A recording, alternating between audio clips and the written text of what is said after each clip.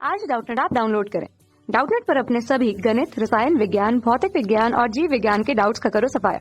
बस प्रश्न की फोटो खींचो, एक ही प्रश्न को क्रॉप करो और तुरंत वीडियो सोल्यूशन पाओ। अभी डाउनलोड करें। नमस्कार दोस्तों, हमारा प्रश्न है कि खाद्य पदार्थों को विकृत गंधि से बचाने के लिए क्या क्या किया जाता है, ये हमें बतानी है। और साथ में हमारे पास दूसरा प्रश्न है दोस्तों, वो है हमारा क्यूप्रिक ऑक्साइड की क्रिया हमें H2 से करानी है और उसके पश्चात हमें कॉपर और H2O, इसके बारे में हमें जानना है कि ये रासायनिक अभिक्रिया किस तरह से पूर्ण होती है दोस्तों। तो सबसे पहले दोस्तों, हमारा जो सबसे पहला प्रश्न है उसमें खाद्य पदार्थों को विकृत गंधि से बचाने के लिए क्या क्या किया जाता है, तो दोस्तों ये हमें जानना है। तो दोस्तों हम जानते हैं कि हमारे पास जो खाद्य पदार्थ होते हैं वो क्या होते हैं दोस्तों, उनमें वसा और तेल होता है दोस्तों। तो हमारे जो खाद्य पदार्थ होते हैं दोस्तों वो किसका मिश्रण होते हैं, वो वसा और किसके, तेल के मिश्रण से बने होते हैं। ठीक है, मिश्रण से बने होते हैं।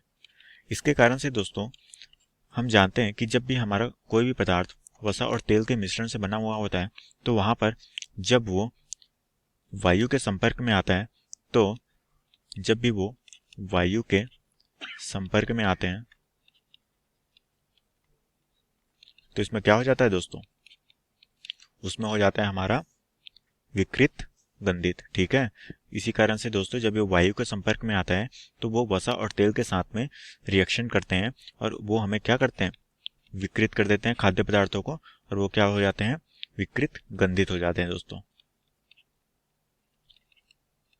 इसके कारण से दोस्तों हम उसमें कुछ बचाव के लिए उपाय करते हैं, जो कि हमें प्रश्न में पूछा गया है कि हमारे खाद्य पदार्थों को विकृत गंधि से बचाने के लिए क्या क्या किया जाता है। तो दोस्तों इसे हम बचाने के उपाय, इसे बचाने के कुछ महत्वपूर्ण उपाय है दोस्तों, जो कि हम यहाँ पर चर्चा करेंगे, जो कि हो जाएगा हमारा बचाने के उपाय। तो दोस्तों यहाँ पर हमारा जो सबसे पहला उपाय होता है वो होता है हमारे खाद्य पदार्थ में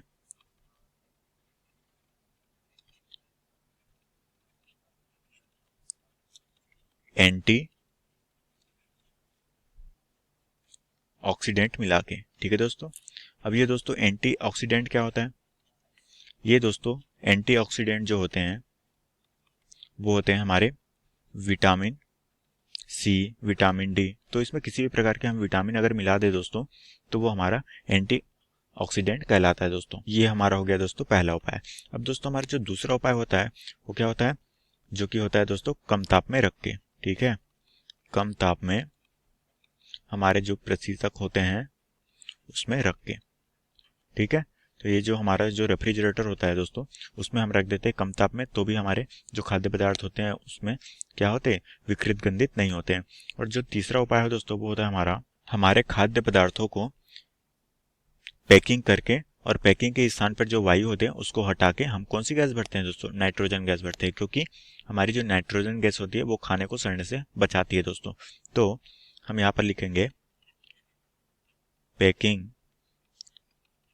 में वायु को हटाकर नाइट्रोजन गैस भरते हैं। ठीक है, तो इससे भी दोस्तों हमारे जो है खाद्य पदार्थ जो होते हैं वो वायु के संपर्क में नहीं आ पाते हैं, जिससे कि क्या होता है, वायु और वसा से ये क्रिया नहीं कर पाती है हमारी वायु, इससे वो हमारे जो खाद्य पदार्थ है वो क्या होते हैं, विकृत नहीं होते हैं। तो ये दोस्तों हमारे कुछ भौतिक गुण हो गए जिसके जरिए हम इस हमारे खाद्य पदार्थ को सुरक्षित रख सकते हैं। अब दोस्तों हम देख पा रहे हैं कि हमारे इस प्रश्न में दूसरा प्रश्न पूछा गया है, जो कि हमारा क्यूप्रिक ऑक्साइड की क्रिया हो रही है दोस्तों हाइड्रोजन से। तो दोस्तों हम यहाँ पर देख पा रहे हैं कि जो दोस्तों हमारा है क्यूप्रिक ऑक्साइड, ठीक है, ये कौन सा है दोस्तों, क्यूप्रिक ऑक्साइड, और इसकी क्रिया किससे हो रही है, हमारी H2 से हो रही है। तो हमारा उत्पाद क्या बन रहा है, जो कि बन रहा है हमारा कॉपर और हमारे जल के अणु। तो दोस्तों यहाँ पर हम देख पा रहे हैं कि हमारा जो H2 है वो किस में कन्वर्ट हो जा रहा है, H2O में। ठीक है दोस्तों, तो यहाँ पर जो हमारा H है वो H2O में कन्वर्ट हो जा रहा है। तो यहाँ पर कौन सी क्रिया हो रही है दोस्तों, यहाँ पर हो रही है हमारी ऑक्सीकरण की अभिक्रिया। ठीक है, तो यहाँ पर हो जाएगी दोस्तों ऑक्सीकरण की अभिक्रिया।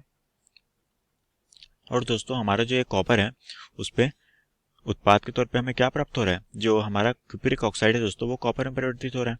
तो यहाँ पर कौन सी अभिक्रिया हो रही है, यहाँ पर हो रही है दोस्तों अपचयन की अभिक्रिया। ठीक है, अपचयन की अभिक्रिया। और दोस्तों हम जानते हैं कि जब भी हमारे किसी भी रासायनिक समीकरण में ऑक्सीकरण अभिक्रिया और अपचयन अभिक्रिया दोनों साथ साथ होती है तो उसे हम क्या कहते हैं, उसे हम दोस्तों रेडॉक्स अभिक्रिया कहते हैं। ठीक है, रेडॉक्स अभिक्रिया। और दोस्तों हमें प्रश्न में क्या पूछा गया था, हमें प्रश्न में पूछा गया था कि इनके दोस्तों रासायनिक परिवर्तन में हमें जो प्राप्त होते हैं वो होते हैं हमारे कॉपर और H2O। वो किस तरह से होते हैं, तो दोस्तों ये हमें ऑक्सीकरण और अपचयन दोनों अभिक्रिया साथ साथ में होती है, जो कि क्या कहलाती है, हमारी रेडॉक्स अभिक्रिया कहलाती है। तो इसके पश्चात ही हमें उत्पाद प्राप्त होते हैं, जो कि हमारा क्या होता है, कॉपर और H2O। और यही हमें प्रश्न में पूछा गया था दोस्तों। ठीक है, और हमारे जो पहले प्रश्न का उत्तर यही है दोस्तों कि वहां पर वो हमारा वसा और तेल की उपस्थिति में वो वायु से क्रिया कर लेता है, जिसके कारण से हमारा पदार्थ गंदित हो जाता है। और उसे बचाने के लिए हम क्या करते हैं, उसमें एंटीऑक्सीडेंट मिलाते हैं, या फिर उसे कम ताप पे रेफ्रिजरेटर पे रखते हैं, या फिर हम उसके पैकिंग करते समय उसमें वायु गैस को हटाकर क्या भरते हैं, नाइट्रोजन गैस भरते हैं दोस्तों। तो ये हमारे महत्वपूर्ण बचाव के उपाय हो गए, जो कि हमें प्रश्न में पूछे गए थे, और यही हमारा उत्तर है दोस्तों। आशा करता हूँ दोस्तों आपको ये प्रश्न समझ आया होगा। धन्यवाद। कक्षा 6वीं से 12वीं से लेकर नीट, IIT, JEE वो एडवांस के लेवल तक 1 करोड़ से ज्यादा छात्रों का भरोसा। आज ही डाउनलोड करें डाउटनेट ऐप या व्हाट्सएप करें अपने सारे डाउट्स 8400 400 400 पर।